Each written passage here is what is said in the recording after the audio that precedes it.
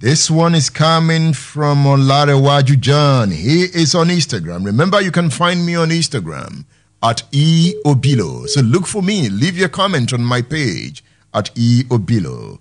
Olarewaju John is saying, good morning, radio man. We need to sit down and discuss how to change the mentality of how British formed this nation called Nigeria. But remember in my argument, I said different nations come about due to their own circumstances. The Germany you talked today was forced together by the Bismarckian theory. It was a forceful work, but it did not stop Germany from becoming a progressive nation. America came together, different people. It did not stop them. So will tribe and diversity stop Nigeria from becoming a great nation? Edmund Obilo is saying no. I don't subscribe to the cause of self-determination in Biafra land. I don't subscribe to the cause of self-determination in Niger Delta. But I'm saying the Nigerian state must be ready to redefine the order and give people the opportunity to enjoy their identity, using their identity as a combined force to build a great nation. That is my own argument. All right. Let's look at what the newspapers are saying. The lines are still open, so you always join the conversation. Have you seen the front page of this day? Buratai relocates to Maiduguri, coordinates war against Boko Haram. Relocation time, and the army chief has moved to Maiduguri. Perhaps this is the final battle. Boko Haram, watch out. On the front page of this day, Baru NMPC on path of sustainable growth. Expected result of efforts will surpass current milestones. Judge dismisses application by Justice Ajumogobia seeking to stop trial.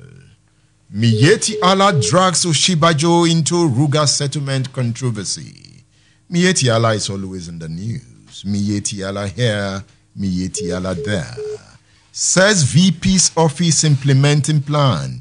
VP claims force program being handled, not Ruga. Hey, the VP defends himself. EU earmarks 20 million euro for education revival in Borno State. Buratai relocates to Maiduguri, coordinates war against Boko Haram. Hey, Mr. Buratai, don't return until you defeat Boko Haram. That is an order from the radio man. Baru NMPC on part of sustainable growth. Expected result of effort will surpass current milestones. On the front page of the Nation, food scarcity looms, fears of famine as farmers flee farmlands over killings, kidnappings. Food merchants, transporters too. Taraba, Benue, Plateau, Niger, Borno was hit. Did you get that? Did you just hear that? Food scarcity looms. The only thing that keeps people happy. So when there is no food, what happens? Buratai, Buhari, are you watching? When you take away food from the people, you will meet angry, chaotic, unhappy people, and they distort development. Reverend Sam Adesua, it's good to have you on State Affairs. Thank you, Edmund. Reverend Sam Adesua is a former managing director, editor-in-chief of the Nigerian Tribune. Chief Lakan Alabi, happy to have you on State Affairs. Thank you. Good morning. I thank you for inviting me. Lakan Alabi is a veteran media man, and he is the Agbaakin Olubadan of Ibadanland. I'm still expecting my other guests. Chief Lakan Alabi, now that Buratai has gone to Maiduguri, we should be happy. Please permit me to greet my senior in the Ibadan traditional chieftaincy ladder, your chairman, Senior Chief Bayo Akonde, the Maye Olubadan of Ibadanland, and all your staff. Must it take the chief of army staff of any country to go to what you can consider the front line of a battle? I think commanders go to war and they act and receive orders from their commander-in-chief. But if it is true that the Chief of Army Staff, General Buratai, has moved to Maiduguri, one, it is emphasizing the dangers of situation in Maiduguri, and not only in Maiduguri, in Nigeria. Two, I think if he was rightly quoted when he described his troops, commanders, as disloyal and ragtag, then he must move himself to supervise. But the signals are there. There is disconnection in many of Nigeria's security agencies. But great warriors, Reverend Adesua, always lead their troops in battle. People like Viscount Nelson, when England needed to conquer the sea, led the war. Buratai is in front. Let's see his commitment. This is where sincerity comes in.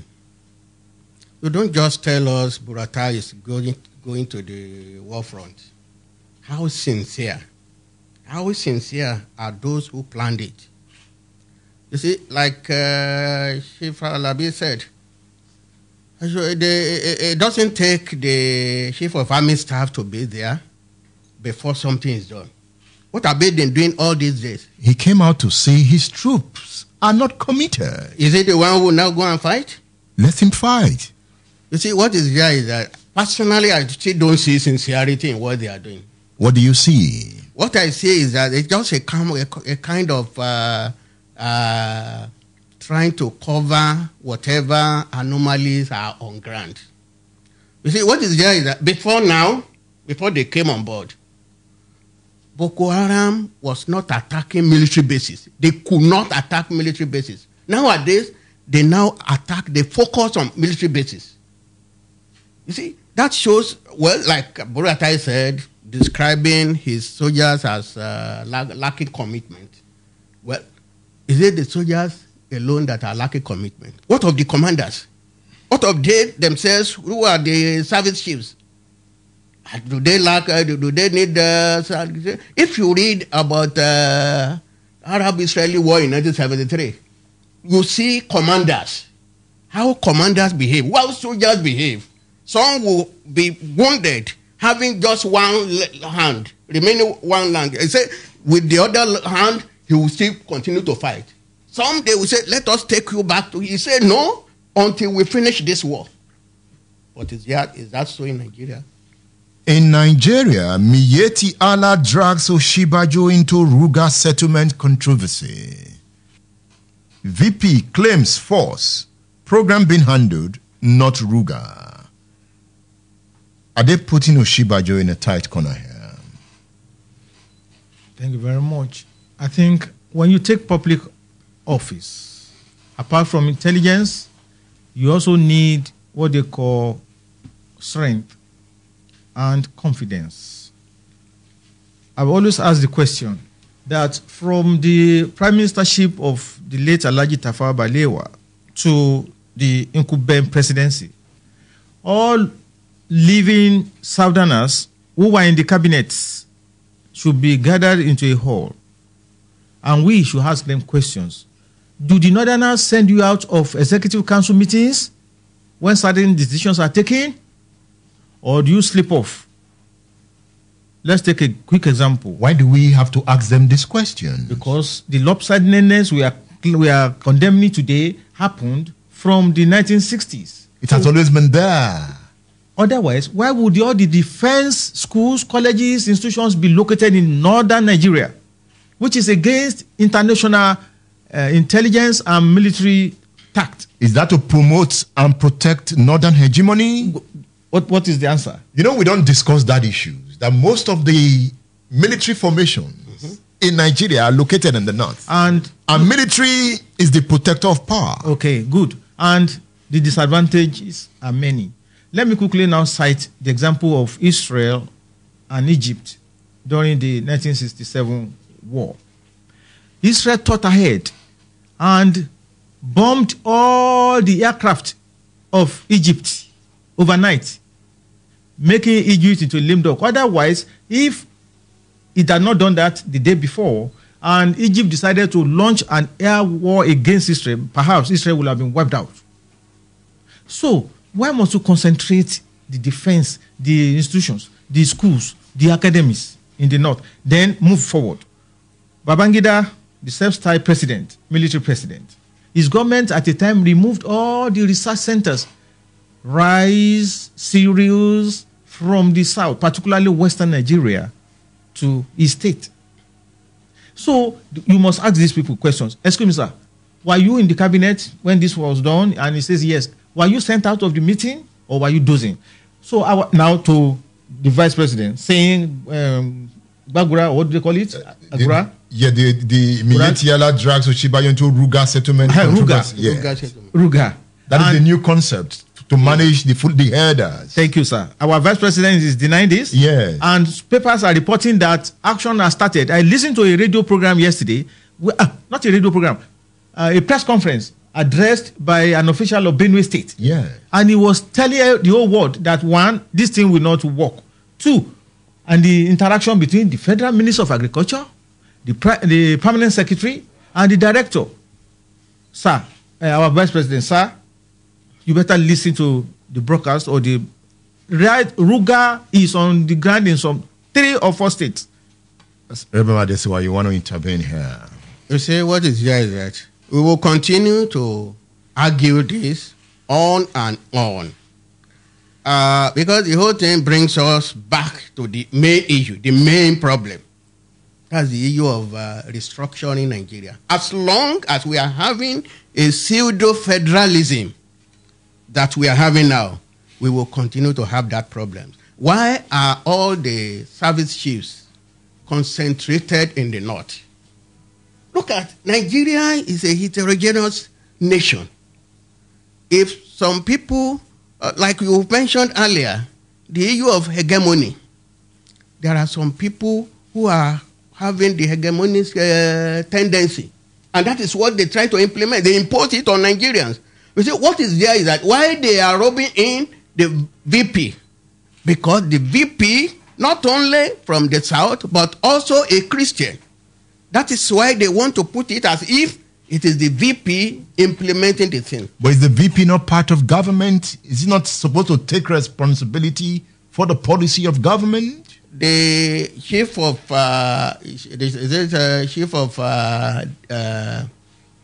general staff or whatever they call him under Babangida, was he not part of the cabinet when Babangida smuggled Nigeria into OIC? The man had it on the radio. So are you saying our vice president might be a lame duck in this calculation? That was why Chief Lakan Alabi is saying all of them from the south, we need to call them and say, look, you see, one thing is there is that many of them, they fail to understand or they fail to know that power is a fleeting phenomenon. You are there today, somebody else will be there tomorrow, and you'll be called to question. You will feel ashamed of what you have done when you were there. That is why we need to constantly remind them, you are there today, somebody else will be there tomorrow. Now there's this argument that the Tinubu clique are not doing enough to pressure the Buhari presidency to toe the right line of redefining the state. There is the argument that the Tinubu clique is quiet because of search for power come 2023. History is recording all our activities. Now, we must give this government some credits. We are due for restoring history into school curricula. I will never understand why the military yanked history off, because if you don't know where you are coming from, how do you progress? So thank them for restoring history. Now they are being recorded for posterity. All our actions, utterances, with due respect, Asiwaju Bola Ahmed Tinubu is not in government. He was governor of Lagos State. So I don't know how a single individual will now have what you can call a clique that will now be pointing to, you are not acting. The members of the National Assembly who has a duty of challenging or overturning government policies that portend danger. Advisors of leaders, even family level, religious level, cultural, advisors must be bold to tell them to their faces, excuse me, sir, or excuse me, ma'am, this is wrong. But we are not seeing that boldness. And that we are not seeing the boldness. And then we have always, I have always argued, please don't leave office and start telling us your hands were tied. Yeah. If your hands were tied, why your legs tied? Why don't you walk away? If Tinubu can influence who becomes the House of Reps Speaker, if he can influence who becomes the Senate President, why can't he influence this subject that agitates the mind of the Nigerian people, even the Yoruba nation? Getting to positions all over the world, we are now practicing the presidential system. Basically, the US, they lobby in the US too for speakers and all that. It's the individuals members who should now look at the constitution and their conscience. Sometimes you need to vote against your party if the national interest and the faith of God are being threatened. That is why Commodore, I think he rose before our heir to Commodore, Ebitu Ekiwe will remain a hero for posterity as long as Nigeria exists, for walking away from that Babangida government. He didn't die. Nobody even celebrates him. When Nigerians don't celebrate heroes. You see, the problem is, Edmund, pecuniary interest. Mm-hmm. That is what dominates most people you see in government today. Mm-hmm. They think of what they get in terms of money, in terms of power, and that is what clouds them. They don't bother about it. Is only after they will now be saying, my hands are tied, just like... you see, that is why I said earlier, know that power is a fleeting phenomenon. Some are there today, some will be there tomorrow. You see, they are there, more than 98% of them in power. They are there for pecuniary reasons. And that is why, when you talk of national interest, you see, who is patriotic? Must this continue? No. That's why I've said it. It will continue as long as we are having a faulty federation like we are having now. We'll continue to argue it. Next year, if we are still there, we'll still continue to argue. Chief Lakan Alabi is on State Affairs, the Agbaakin Olubadan of Ibadanland. Reverend Sam Adesua, former MD Editor-in-Chief, the Nigerian Tribune, is also on State Affairs. We'll be back after this break, so don't go away.